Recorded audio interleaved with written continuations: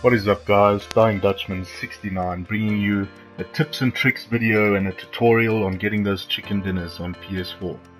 So I found since playing this game a lot of things are difficult and a lot of things are unfair, and we can blame the game, the developers, and the shittiness of this and the shittiness of that, but at the end of the day we play this game and we enjoy it.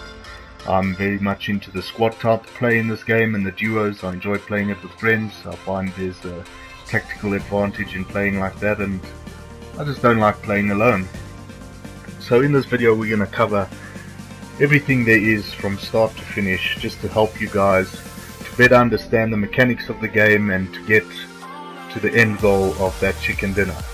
So with that being said, let's get right to it, and starting in with dropping in and spawn locations. So on every map there are preferred spawn locations, and you can see these if you just go onto any website. They'll show you all the spawn locations. I'm not now going to go through the maps, drop zones and everything. I think it's pretty much self-explanatory for everyone to go through. But for most cases, the loot spawn wherever the flight path is, directly under that, especially big towns.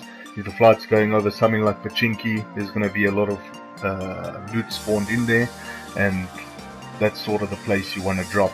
If you don't enjoy the aggressive type of play and dropping with everyone and fighting for a pistol and a shotgun and one guy getting an AR, then drop outside the little towns outside just under the flight zone. Otherwise, if you're not into that, you're able then to open your parachute, take a far flight, or drop down, find a vehicle and drive to your desired location.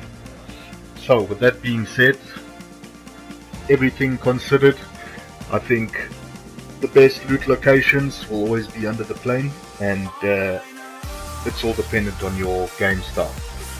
The next thing on the list, and something very important, the mechanics and the aiming in the game once you pick up a weapon.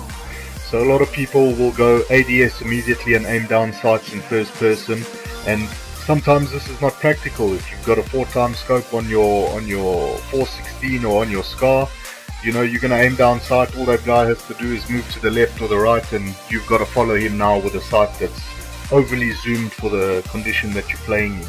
So a lot of the times when I find myself getting into battles, especially close up, depending on the gun I have, SMGs, hip fire, and otherwise I'm using soft aim, which if you hold L1, it just tightens up your cursor, tightens up that crosshair so that you get a bit more of an accurate hip fire out of it, and you're not ADSing. You're also not losing the time ADSing, and you're able to track the player a lot easier. You've got a bigger field of view. And I get a lot of kills like this, and a lot of guys try and come at me with ADS and trying to aim down sights or rushing me, and it just never works. Through and through I will always use the soft aim. It is a brilliant feature in the game and something I really do enjoy. So moving on to the next thing, the key things that you want to find as soon as possible, and this is of utmost importance for any situation: the ARs, a backpack, a bulletproof vest, healing items and a helmet. Every time I jump into a town or I jump into a zone, I'm not looking for level 2 this, level 2 this. I'm looking for a good gun I can play with, any sort of healing item in case I get shot while looking for something, and immediately any level vest or helmet, because that will save your life. Whether it be one bullet or two, at least you're not getting downed immediately with a headshot to the face. So hope that's helpful tip for you guys, and hope it gets you through the beginning stages. Now, the other thing I see a lot of people do, and it's probably one of the worst things in a game like this, when you're taking fire from a distance and you don't know where a guy's shooting from, and immediately the enemy goes prone, he lies down, and I think to myself, well, hey, it's fucking free, but you know what I'm saying. So never go prone when you're being fired at, because you'll have no range of movement. You won't be able to see where you're being shot from, and you won't be able to shoot back, because especially on a map like Erangel, where it's grass, you'll be looking at grass and not the player unless he's really close up. So never ever go prone in PUBG. It is the only way you are going to die. Now, moving on. When getting into a town or when moving into a secondary town doing your rotation, always clear the buildings. If you move into a small little village or town or something and you see the doors are open, people have been there. The doors are always closed when the game spawns.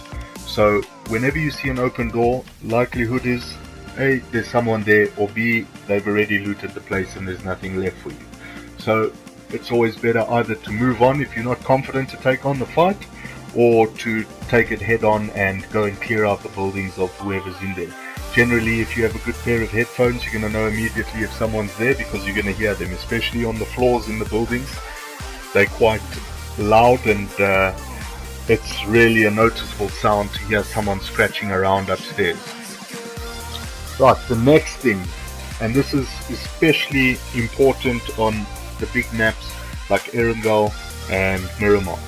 Vehicles are important for survival, because with maps that big, the amount of times I've been caught out and my buddies and people I've seen been caught out by the storm, it's too many times to count. And a vehicle is A, helpful for cover, and B, gets you to the storm and to your rotation quicker.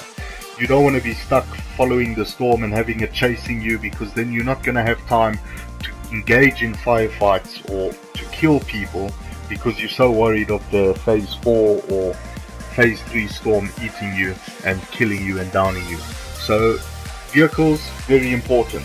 When I play squads and I'm with my friends, we generally like to keep 2 to 3 vehicles, because they make good cover. Also, if one gets bashed up, you've always got a spare to get out of trouble and keep you guys going.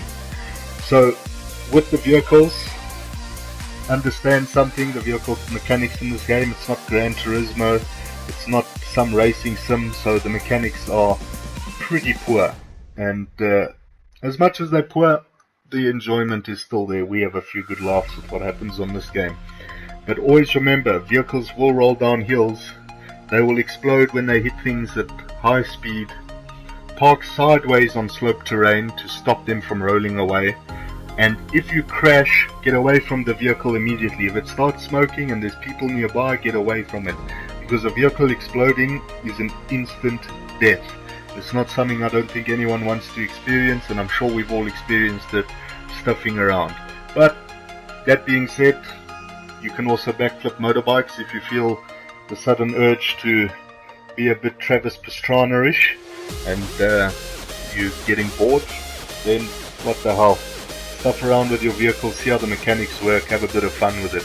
We do it from time to time when we don't want to take things seriously. Right, the next thing on the list is choice of scopes. This is obviously all down to preference and all down to the player's ability to play at whatever range he wants to play at. I personally enjoy the 4x scope on any gun that I use for range. I think it's a good range for far and close. 6x is great, but also very difficult to find. But we get what we handed, so we're not ungrateful. I enjoy to run one close range weapon and one mid to far range weapon, whether it be a DMR, quick fire. It is a better gun in any situation on the smaller maps like Sanok and Vikendi. The DMR is great, but the sniper rifle works just as good. And then any type of AR for my close range with a short scope, either 2x or a red dot, which really does do the trick for me. I enjoy it, and once the guns are all kitted out and the attachments are on, they pretty much fire straight as an arrow anyway, and anyone who rushes you, you have pretty good chance beating a person rushing you with an AR than you do with a sniper rifle, unless you got a bit of shroudish in you and you hit headshots for free. So the next thing on our list after that is, after the beginning of the game, pistols are almost completely pointless. If you pick up a pistol in the beginning, it's only because you need to fend off some guy that's in your building. After that, there's no need for a pistol.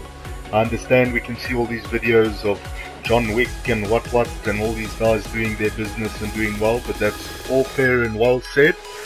Pistols are useless, because when it comes to a battle versus an AR, a pistol means nothing. And the time it takes you to pick your pistol out or out of your inventory when you choose it, over changing guns from your AR, your DMR to whatever, is 10 times slower. So by the time you pull your pistol out, they're on you and you're dead. Whereas you might as well have your guns reloaded and choose the opportunities wisely. So I think some people would enjoy playing with a pistol, maybe the P18C Auto or the Scorpion that's just been brought in. I think they're a better choice, but still, the time it takes for you to take out a pistol, you're at a big disadvantage at anyone rushing you. So we never use pistols, that's just preference. Maybe you have a challenge or something, I wish you luck. Right, next thing. Damaged high level armor is actually often worse than undamaged low level armor. So with that being said, don't keep your level 3 after you've been shot to shit, because when you look at the level 3 and it's been shot 3 or 4 times, it's sitting on about 150, 140. It's still worse than a level 1 armor that's full. A level 1 armor's sitting at 200 full and is far better choice to take over some damaged armor. And the same goes for helmets. Don't use a damaged helmet, especially when you know the likes of people running around with snipers and high caliber DMRs. Try not to wear that helmet that is damaged, because it will get taken off and you'll be downed immediately. Right, next thing. Avoid bridges in this game. And this is something I can't say more than what I'm saying it now. This is absolute plague to the game, is any bridge that has been put into PUBG. They've been put there to haunt us. Any bridge, especially the one around military base, the small ones down by Sanox maps, by the little river town, those bridges are always camped by people who are there first or have the foresight to be there first, and the minute you come through with a vehicle, it's tickets for you or one of your teammates. In solo, it's a little bit easier to cross the bridges, but in squad, it's very easy for 4 guys with ARs to take your car out, explode, and pretty much leave your team destitute and dead and spawning into a new game. Alright, water in the game, it's not really something that's thought out too often, but a lot of the times you've got to cross the water because, like I said, bridges are plague, and they really are. So when it comes to the water, always go under, hold circle, go under the water, because once you're under the water they can't shoot you. You can't die. You have to come up for breath, but they cannot get you when you're under the water. So whenever you're crossing water, always go underwater and up, underwater and up. This sort of solution works really well and helps us to safely cross the water sometimes, not all the times. So, the peeking mechanic in PUBG. This peeking mechanic is not the greatest mechanic in the world. There's far better peeking mechanics in games, but after this Vikendi update I feel that it's a lot smoother and a lot better, and something that we should all be using more to our advantage.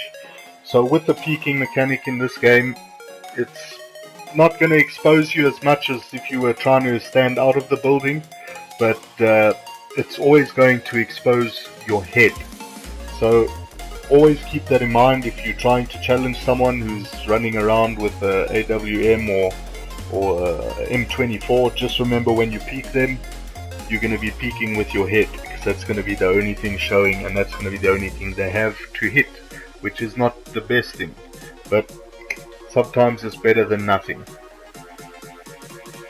When aiming down sights or aiming in general, always hold your breath. So what you got to do, just hold L1 on the PS4 and aim down sights, hold L1, and that'll hold your breath. It'll steady up the aim.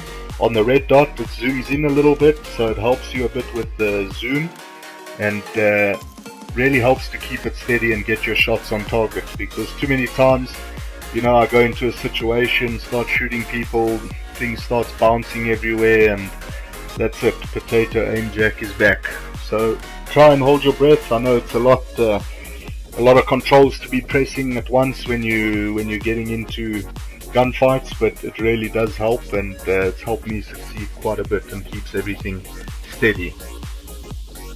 So I think after the last patch there were certain things taken out, but with the bigger scopes you can zero your scope, which is something a lot of people don't like to do. It's something I enjoy doing because it just helps me to keep the center mass of the scope I'm using to aim with. And with that being said, the center mass doesn't really have to be there, but the zeroing helps. Anything on the 6, 8 and 15 times you can zero, and on the sniper rifles you zero them and get your distance, and that generally helps you so that you're not having to put the scope way above the guy's head and try and shoot his head off. So definitely a good mechanic and really does help. The next thing on the list, grenades. Something I don't see a lot of people use on PS4. My experience on PC, it was used very well. I think the grenade throwing mechanic in this game is not the best on PS4. And it's not easy to hit those frag grenades, but when you do, damn, it's a good feeling. Honestly, it's a lack of feeling. But with that being said, smoke grenades are spawning in now a lot more after the Vikendi update, and the smoke grenade is something that's so overrated and something that I don't see a lot of people use, and it's something I enjoy using to my advantage, especially when you need to push someone, or you need to rotate out of an area, or you need to revive a friend. Smoke grenades are useful. Throw a smoke down on your mate, they're not going to see you. They can shoot into the smoke and they can try their luck, but let's just be honest. I mean, really, are they honestly going to hit you with a headshot? Maybe by luck.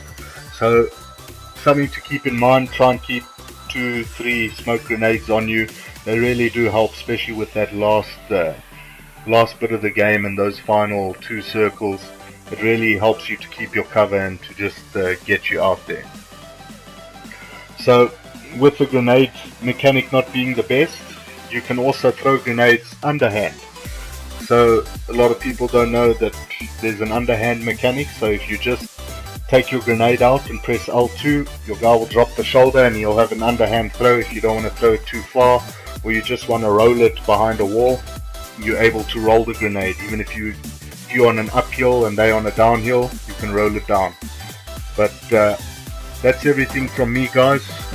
I hope that you enjoyed this video, and I hope you like, comment and subscribe. It's the first video I've done like this. I'm not really that much into this type of videoing, but I thought maybe I'll just share my experiences with you and help you guys out. Let me know in the comments what you think, and hope you guys enjoy it. Like, comment, subscribe, and I'll see you on the next video if you want more.